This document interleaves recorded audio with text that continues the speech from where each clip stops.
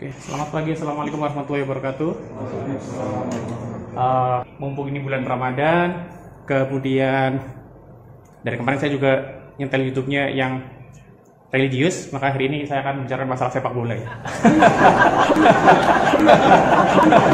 Oke, hari ini saya mau ngomong mengenai Super Pipo filosofi.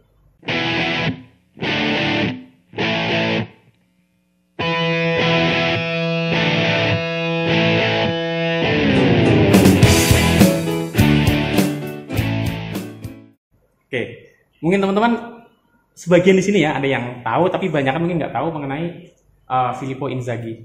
Sekarang mungkin tahunya Kylian Mbappe atau Erling Braut Haaland ya. Oke, Inzaghi ini adalah pesepak bola raja offside. Jadi bolehlah Inzaghi nggak cetak gol, tapi pasti dia kena offside.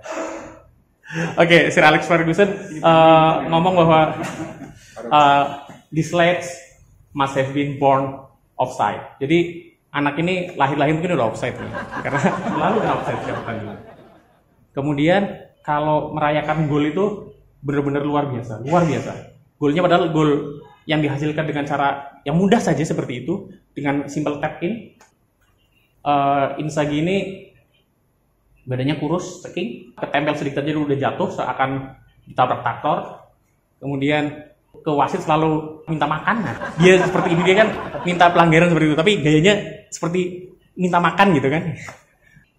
Sebagai pesepak bola yang membutuhkan fisik ya, Inzaghi ini tidak punya kecepatan layaknya Kylian Mbappe, layaknya Ryan Giggs dulu, nggak ada.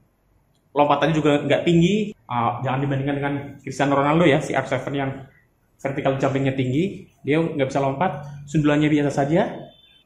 Tendangannya lembek, nggak kayak Gabriel Batistuta, nggak kayak Erling Braut Haaland ya.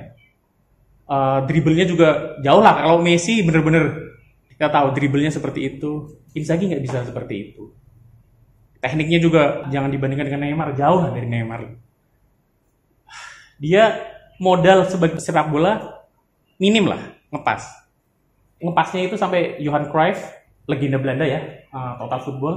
Dia begitu ngelihat Inzaghi latihan sebelum pertandingan, saat itu Johan Cruyff jadi pelatihnya Barcelona, cuma ngomong,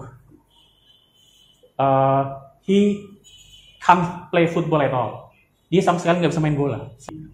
Dengan berbagai keterbatasan dia itu, yang luar biasanya, dia berhasil mencetak 313 gol sepanjang karirnya, 288 di klub dan 25 di level tim nasional. Kemudian dia jadi juara Liga Italia bersama AC Milan, bersama Juventus. Dia juara Coppa Italia, Super Coppa Italia, kemudian juara Champions, kemudian bahkan juara Piala Dunia bersama Italia 2006. Istimewanya di mana sebenarnya? Kenapa dia selalu dipasang? Ya, bahkan Oliver Kahn, legenda kiper dari Jerman, ditanya, coba kakak salukan ya. Dia ditanya, striker mana yang paling berbahaya? Dia bilang, saya pernah berhadapan dengan Ronaldo fenomenon, Ronaldo kuncung. Dia luar biasa, bisa cetak gol dan segala macam, dribbling yang ngeri. Kemudian saya juga pernah berhadapan dengan Thierry Henry, Arsenal ya, yang speednya luar biasa, licin, cerdik. Tetapi buat saya, striker yang nggak pengen saya hadapi adalah Inzaghi. Karena mungkin nanti bisa dilihat di YouTube lah bagaimana Oliver Kahn diperdayai dengan gol yang aneh. Kalau main bola biasanya kan nunggu assist, dia ngegolin gitu kan. Nah, Inzaghi pas lawan Oliver Kahn di Champions League, ada saatnya dia memberi assist buat dirinya sendiri. Jadi udah ada depan nama Oliver Kahn, dia cungkil pakai kaki kanan, kemudian disudul sama dia. Jadi terkenal lah, bahwa terkenal kalau dia the man who give assist to himself. Jadi seperti itu. Oke, yang pengen saya sampaikan terkait tadi kan mengenai cerita mengenai Inzaghi ya. Apa sih poinnya yang saya bicara itu seperti itu? Yang pertama adalah Inzaghi ordinary people ya, semacam kita nggak punya kelebihan yang menonjol. Misalkan buat kita yang katakanlah rata-rata ya, kemampuan di segala bidang rata semuanya, rata bagus atau rata jelek, rata lah pokoknya. Kenapa dia bisa seperti itu? Apakah karena keberuntungan? Saya tidak percaya namanya keberuntungan. Buat saya keberuntungan adalah bertemunya kesempatan dengan kesiapan. Jadi teman-teman siapin semuanya, apapun itu, yang mau sekolah, yang mau promosi, atau yang mau ngejar apapun lah.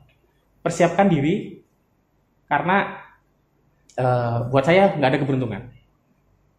Oke, itu yang pertama. Yang kedua adalah rahasia di balik suksesnya Inzaghi ini adalah dia menghabiskan malam-malam sebelum pertandingan dengan mempelajari video pertandingan musuhnya.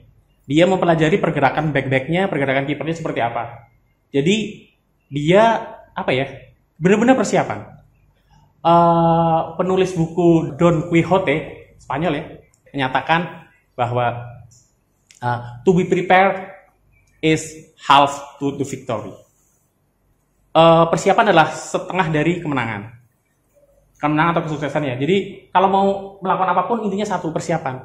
Itu udah 50%. Kalau tidak ada persiapan, ya udah, kans buat memenangkan, buat sukses itu 50% udah hilang. Oke, yang pertama itu yang ternyata hal ini disampaikan oleh Gennaro Gattuso, Rino, pemain Milan juga, yang dia menyaksikan, Inzaghi bukan pemain dengan modal keberuntungan, dia dengan usaha seperti itu. Oke, kemudian dari sisi permainan, Inzaghi meskipun dia larinya nggak kencang, tetapi dia nggak pernah berhenti. Dia selalu lari, bergerak mencari posisi yang bikin lawan jengkel. Sampai Jaap Stam, defender Belanda yang pernah main di MU di Milan, sampai ngomong jagain Inzaghi itu percuma, dijaga ketat, nggak ngapa-ngapain, dia nggak bisa ngapa-ngapain. Tapi menjengkelkannya sekali dilepas, dia bikin gol. Menurut hukum fisika, hukum Newton 2, masih ada yang ingat hukum Newton 2? Sudah lupa. Hukum Newton 2 mengenai percepatan ya. Jadi seseorang yang dalam kondisi berlari, dalam kondisi kecepatan tertentu, buat melakukan percepatan, tahu percepatan ya, perpindahan kecepatan dari misalkan 20 meter per second ke 30 meter per second, percepatan, akselerasi, betul. Subhanallah. Ternyata dari segi akselerasi, orang yang sudah berlari dulu, dia akan lebih cepat akselerasinya. Jadi meskipun dia dasarnya larinya lambat, dia akan mencapai kecepatan tertentu lebih cepat. Jadi intinya dia bisa mengakali lambatnya dia dengan percepatan tadi, karena dia selalu bergerak. Nah, ini mungkin sejalan dengan yang pernah diomongin Martin Luther King, aktivis persamaan hak di Amerika, antara Afro-Amerika dengan orang bule Amerika ya, persamaan hak Martin Luther King. Dia bilang, if you can fly, fly. If you can fly, run. If you can run, walk. If you can walk, crawl. Jadi, kalau nggak bisa terbang, lari. Kalau nggak bisa lari, jalan. Kalau nggak jalan, crawl. As long as, asalkan keep moving forward. Terus berjalan. Apapun itu, yang penting jangan berhenti. Terus berjalan. Mungkin di pekerjaan kita, jangan sampai stuck lah ya. Dengan zona nyaman kita udah seperti ini, udah puas lah. Karena pasti tetap ada karir yang mesti dijalani. Mungkin ada, dari tukin mungkin tambah grade. Apapun itu lah ya. Lepas dari masalah non teknis yang lainnya, tapi intinya adalah keep moving forward. Jangan pernah berhenti. Jangan pernah berhenti bergerak ya. Bergerak maju. Yang terakhir saya lihatnya waktu bermain speednya 55 katakanlah ya kalau main PS. Tapi begitu selebrasi bikin gol, dia speednya 99. Kenceng banget dia. Jadi mungkin dari sisi itunya kita ngeliat lucu. Cuman saya ngambil positifnya adalah antusiasme dia. Henry Ford, pendiri yang punya mobil Ford dulu ya, Ford di Amerika, ngomong bahwa with enthusiasm you can do anything. Enthusiasm can bring you fly to the stars. Jadi dengan antusiasme bisa membuat kita bersemangat, bisa membuat kita menemukan hal-hal yang membawa kita ke mimpi-mimpi kita. Oke, jadi dari yang saya sampaikan tadi mengenai Super Wibu filosofi, oke, yang pertama dengan modal seadanya kita ya, seadanya kita. Tiap orang punya kelebihan masing-masing, tapi katakannya rata-rata kita bisa mencapai apa yang kita inginkan. Yang kedua, persiapan adalah separuh dari kemenangan ya. Yang ketiga, terus bergerak, keep moving forward, terus bergerak maju. Dan yang keempat, tetap pelihara antusiasme, semangat. Oke, saya rasa dari saya itu saja. Semoga bermanfaat.